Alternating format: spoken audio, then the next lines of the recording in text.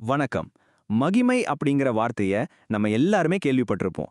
ஒரு sports star, ஒரு artist இல்ல ஒரு லீடரை பார்த்து இவர் ரொம்ப மகிமையானவர்னு சொல்லுவோம். ஆனா ஆன்மீகத்துல கடவுளின் மகிமை அப்படின்னா என்ன அர்த்தம்? கொஞ்சம் சிக்கலான இந்த விஷயத்த ஒரு சக்தி வாய்ந்த போதனையோட உதவியோட இன்னைக்கு நாம கொஞ்சம் சுலபமா புரிஞ்சுக்க போறோம். நாம என்னெல்லாம் பார்க்க போறோம்னா, முதல்ல தெய்வீக மகிமைனா என்னன்னு ஆரம்பிச்சு அது எப்படி நம்மளோட சம்பந்தப்பட்டிருக்குன்னு புரிஞ்சுக்க போறோம். அதுக்கப்புறம் அதோட சக்தி என்ன, அது எப்படி ஒரு வாழ்க்கையை மாத்துதுன்னு பார்க்க போறோம். வாங்க முதல் பகுதிக்குள்ள போகலாம். சரி, பகுதி தெய்வீக மகிமைன்னா என்ன? நம்ம பொதுவா பாராட்டுற விஷயங்கள்ல இருந்து இந்த தெய்வீக மகிமை எவ்வளவு வித்தியாசமானதுன்னு முதல்ல புரிஞ்சுக்கலாம். ஒரு நிமிஷம் யோசிச்சு பாருங்களேன். ஒருத்தரை பார்த்து அவர் ரொம்ப மகிமையானவர்னு நம்ம சொல்லும்போது உண்மையில எதை வச்சு அப்படி சொல்றோம்? அவங்களோட சாதனைகளையா, குணங்களையா? எது நம்மள அப்படி நினைக்க வைக்குது? மனுஷங்களான நம்மள பொறுத்த வரைக்கும் மகிமைங்கிறது பெரும்பாலும் கண்ணால பார்க்கக்கூடிய விஷயங்களோட சம்பந்தப்பட்டதுதான். நினைச்சு பார்க்க முடியாத செல்வம், பயங்கரமான பவர், ஆழமான அறிவு, கண்ண பறிக்கிற அழகு, இந்த மாதிரி விஷயங்கள் தானே நம்மள வாவ் சொல்ல வைக்குது. ஆனா தெய்வீக மகிமை இதுல இருந்து டோட்டலா வேற. அது வெளியில தெரியற விஷயங்களை பத்தினது இல்ல.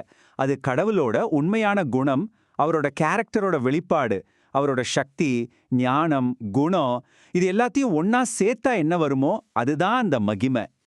இதுக்கு ரெண்டுக்கும் இருக்கிற வித்தியாசத்தை சிம்பிளா சொல்லணும்னா, மனுஷனோட மகிமை நிலா மாதிரி பார்க்க அழகா இருக்கலாம், ஆனா அதுக்கு சொந்தமா ஒளி கிடையாது, கொஞ்சம் நல்லா மறைஞ்சிடும். ஆனா தெய்வீக மகிமை அப்படி இல்ல. அது சூரியன் மாதிரி, அதற்கு யாரோட ஒளியும் தேவையில்லை, அதுவே ஒரு ஒளி, அதுக்கு முடிவே கிடையாது, அது எப்போவே மங்காது. சரி, கடவுளோட மகிமை சூரியன் மாதிரி அவ்வளோ பிரகாசமானதுன்னா அப்ப ஏன் நம்மளால அதை முழுசா உணர முடியல? இங்கதான் ஒரு பெரிய பிரச்சனை வருது. அதுதான் மனிதகுலத்தோட மிகப்பெரிய குறைபாடு. இந்த குறைபாட்டுக்கு காரணம் என்னன்னு ரோமர்ல ஒரு வசனம் ரொம்ப தெளிவா சொல்லுது. எல்லாரும் பாவம் செய்து தேவ மகிமையற்றவர்களாகி. இதோட அர்த்தம் என்னன்னா, நம்ம யாருமே முழுமையானவங்க கிடையாது. கடவுளோட அந்த பிரகாசமான மகிமைக்கும் நம்மளோட நிலைமைக்கும் நடுவுல ஒரு பெரிய கேப் இருக்கு. நம்மளால தனியா தாண்டவே முடியாத ஒரு இடைவெளி. நாம என்ன பண்றோம்?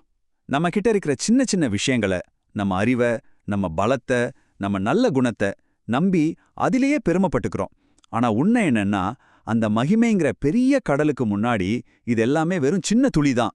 சரி, இந்த மகிமைங்கிறது வெறும் பேச்சோட சரிதானா, இல்ல நிஜ வாழ்க்கையில செயல்ல அதை பார்க்க முடியுமா? வாங்க சில நிஜமான சம்பவங்கள் மூலமா இதை பார்க்கலாம். லாசரோட கதையை எடுத்துப்போம்.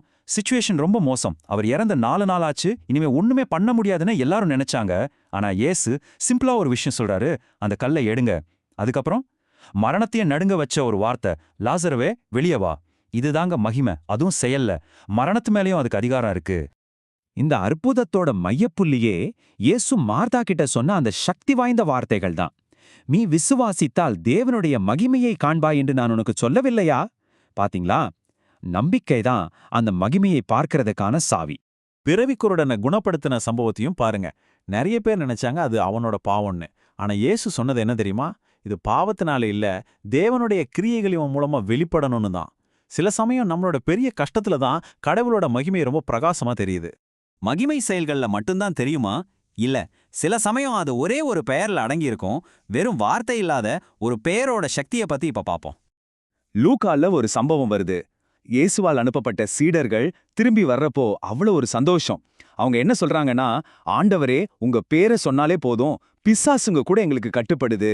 இதுதான் இந்த பேர்ல இருக்கிற அதிகாரம், மகிமையோட இன்னொரு வெளிப்பாடு.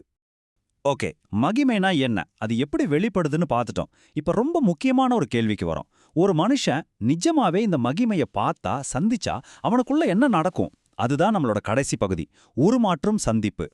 தெய்வீக மகிமையை சந்திக்கும்போது ஏற்படுற முதல் பாதிப்பு என்ன தெரியுமா? அது நம்மளையே நமக்கு காட்டிடும். பேதுருவுக்கு படகு நிறைய மீன் கிடைச்சதும் அவர் சந்தோஷப்படல. முதல்ல சொன்ன வார்த்தை, ஆண்டவரே என்னை விட்டு போயிடுங்க, நான் பாவி. அந்த மகிமையோட வெளிச்சத்துல அவரோட குறைகள் அவருக்கு அப்பட்டமா தெரிஞ்சுது. இந்த உருமாற்றத்துக்கு ஒரு பவர்ஃபுல் உதாரணம்னா அது சவுல் தான். கிறிஸ்தவங்களை கொடூரமா துன்புறுத்திட்டு இருந்த சவுல் தமஸ்கு போற வழியில ஒரே ஒரு சந்திப்பு தான். அதுக்கப்புறம் அவர் அப்போஸ்தலனாகிய பவுலா மாறிட்டார். எதிரியா இருந்தவர் தூதுவரா மாறிட்டார். அவரோட சுயபலம் போய் கடவுளோட பலம் அவரை வழிநடத்த ஆரம்பிச்சது. சோ இதுல இருந்து நமக்கு 3 முக்கியமான விஷயம் புரியுது. 1, நீங்க தேவ மகிமையை பார்க்கும்போது பேதுரு மாதிரி உங்க உண்மையான நிலைமை உங்களுக்கு புரியும். 2, சீடர்கள் மாதிரி உங்க சந்தேகம் எல்லாம் போய் நம்பிக்கை வரும். கடைசியா 3வது, பவுல் மாதிரி உங்க பழைய நான் செத்து நீங்க ஒரு புது மனுஷனா மாறுவீங்க. அந்த மகிமையோட சக்தி எந்த அளவுக்கு பெரியதுன்னா, மோசே கிட்ட கடவுளே சொல்றார், நீ என் முகத்தை பார்க்க முடியாது, ஏன்னா என்ன பார்த்துட்டு எந்த மனுஷனும் உயிரோட இருக்க முடியாது. அதோட தூய்மையும் சக்தியும் அந்த அளவுக்கு அதிகம். இப்போ உங்களுக்கான ஒரு கடைசி கேள்வி. நீங்க உண்மையிலேயே ஒரே ஒரு நிமிஷம் கடவுளோட மகிமையை சந்திச்சீங்கன்னா, உங்க பெருமை, உங்க கோபம், உங்க பயம், உங்க சுயநலம், இப்படி உங்களுக்குள்ள இருக்கிற எந்த நான் முதல்ல சாகும்? யோசிச்சு பாருங்க.